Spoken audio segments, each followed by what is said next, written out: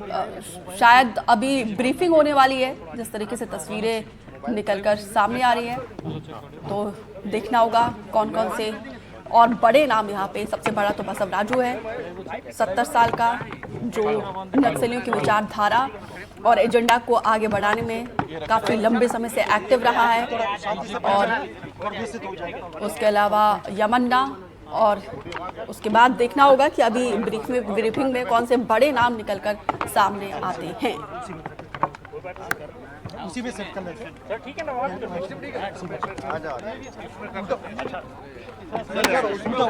तो 2025 का सबसे बड़ा एनकाउंटर इतिहास का कह सकते हैं, जब से नक्सलवाद का दंश करीब 4 दशक से छत्तीसगढ़ और देश के कई राज्य झेल रहे हैं।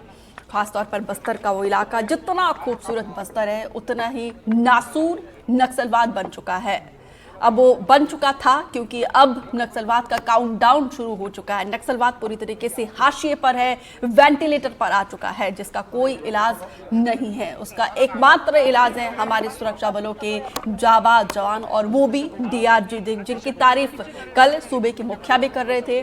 और क्योंकि डीआरजी जवान बिल्कुल फ्रंट फुट पर आके लड़ते हैं, आंखों में आंखें डालकर नक्सलियों से उनके साजिश को पता होता है, क्योंकि इस डीआरजी के जवान में वही लड़ाके हमारे शामिल होते हैं जो वहाँ की भौगोलिक स्थिति से वाकिफ रहते हैं, जो वहाँ की टेरेन को समझते हैं, जो नक्सलियों की साजिश को समझते हैं, जो नक्सलियों की कुटिलता को जानते हैं। और उनको पता होता है कि कैसे नक्सलियों की रीढ़ को तोड़ना है, कैसे नक्सलियों को नष्ट करना है, कैसे नक्सलियों को उखाड़ कर फेंकना है। और उसी का ही सकारात्मक रिजल्ट हमने कल देखा है।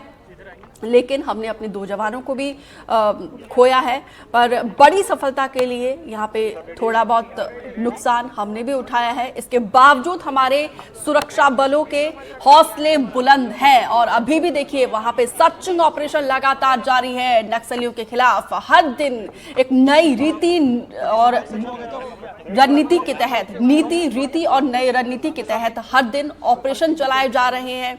गोपनीयता के साथ हम वो जानकारी सबसे पहले आप तक पहुंचाने की कोशिश करते हैं, क्योंकि जिस तरीके से हमारे जाबाज जवान जब भी किसी बड़े ऑपरेशन को लॉन्च करते हैं तो हमारे सहयोगी भी तुरंत वहां पर पहुंचते हैं, क्योंकि आपको भी दिखाना जरूरी होता है कि कितने विषम परिस्थितियों में हमारे हर जवान बिना रुके, बिना थके, उनके पास कोई ऐसी सुविधा नहीं होती है। उनके पास सिर्फ एकमात्र चीज उनका जोश, हौसला और दृढ़ संकल्प कि नक्सलियों को उखाड़ कर फेंकना है।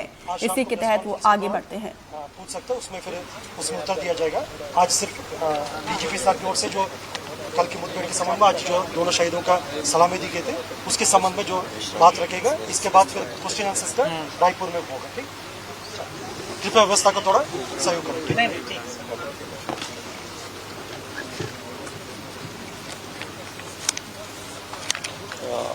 सबसे पहले ऑपरेशन के बारे में बोले, फिर शहीद के बारे में ऑपरेशन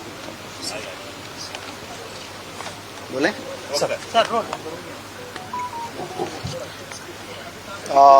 छत्तीसगढ़ पुलिस और उसकी विशेष टीम डीआरजी द्वारा अबुझमाड़ के क्षेत्र में जो पिछले 3-4 दिनों से जो ऑपरेशन चलाया गया, उसमें बहुत बड़ी सफलता के रूप में 27 माओवादियों को निष्क्रिय किया गया और माओवाद के जो शीर्षतम नेतृत्व बसवा राजू को निष्क्रिय करने में भी हमारी टीम कामयाब हुई है।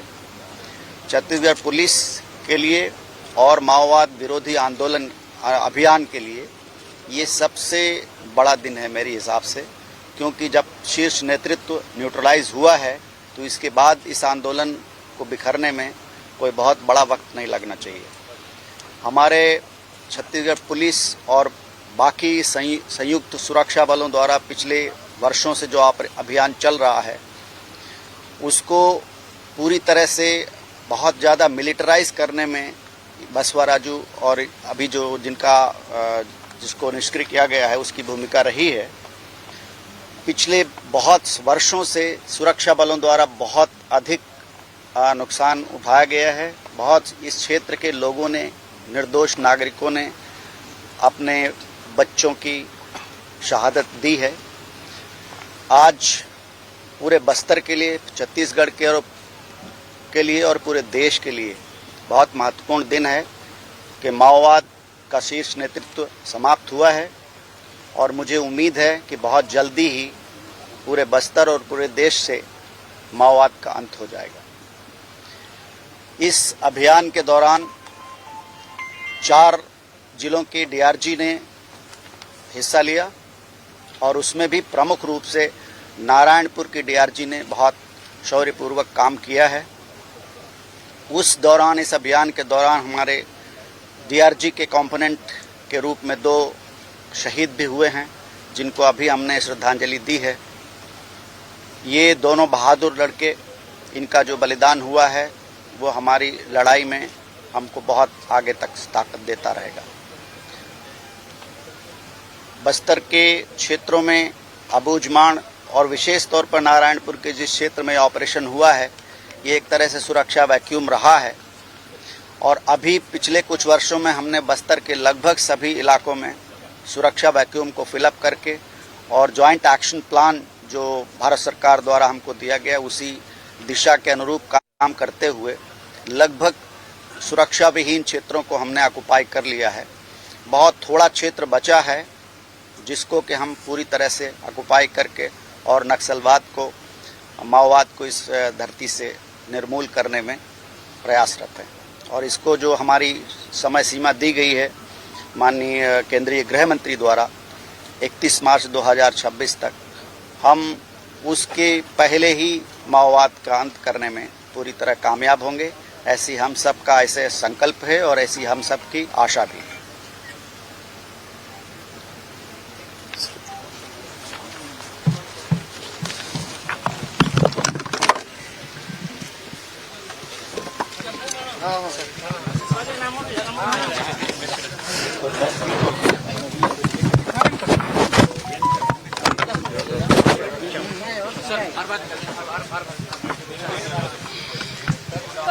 जोश एकदम हाई है क्योंकि अभी आप अधिकारी के द्वारा ये ब्रीफिंग सुन रहे थे। नक्सलियों का शीर्ष नेतृत्व अब मारा गया है। कुल मिलाकर नक्सलवाद का जो फन है उसको हमारे सुरक्षा बलों ने, हमारे बोलिए शाम में रायपुर वाले को तो हम लोग को इधर भेज दिया गया है। हाँ बोलिए सर, एक सेकंड महेश सॉरी सर, बस और आगे को लेकर जो जानकारियां आ रही हैं उस पर कई सारी चीज़ें कि वो उसको लेकर जो अपडेट है और कौन कौन से बड़े कैडर और मारे गए। नहीं, सभी की पहचान हो चुकी है। आपको इसकी पूरी प्रेस ब्रीफिंग रायपुर में दे दी जाएगी। बसवा राजू कौन था वो आप लोगों को बहुत अच्छी तरीके से मालूम है। इतना समझना पर्याप्त है कि माओवाद का शीर्षस्थ नेतृत्व था ये। जी सर, शीर्ष नेतृत्व तो खत्म हो गया सर, उसके बाद आपको क्या लगता है कौन इसका जगह लेगा या फिर ये हमारे से ये क्रिएट हो जाएगा? वैक्यूम क्रिएट होगा, उनकी लीडरशिप कंफ्यूज होगी। मुझे लगता है। मुझे उनकी ऑर्गेनाइजेशनल रणनीति जो है उसके बारे में आइडिया नहीं है। वो प्रश्न तो है उनके किसी ऑर्गेनाइजेशन से पूछिए। डेफिनेटली सर, आपने कहा 31 मार्च के पहले खत्म कर देंगे सर? हमने नहीं कहा, ये हमारे केंद्रीय गृह मंत्री जी का संकल्प है। अभी आपने कहा उसके पहले ही हम कर देंगे? नहीं, पहले नहीं, पहले ठीक है, पहले हो जाए, बहुत अच्छी बात। सर, बस और राजू के बच्चों को लेकर भी कोई इनपुट आ रहा है क्या? कोई जानकारी ऐसी है परिवार के लोगों को लेकर? अभी कोई जानकारी थैंक यू। ये सवाल का यहाँ पे अधिकारी जवाब देते हुए नजर आए कि शीर्ष नेतृत्व अगर टूट चुका है तो नक्सलवाद पूरी तरीके से बिखर गया है। बाकी डिटेल में जानकारी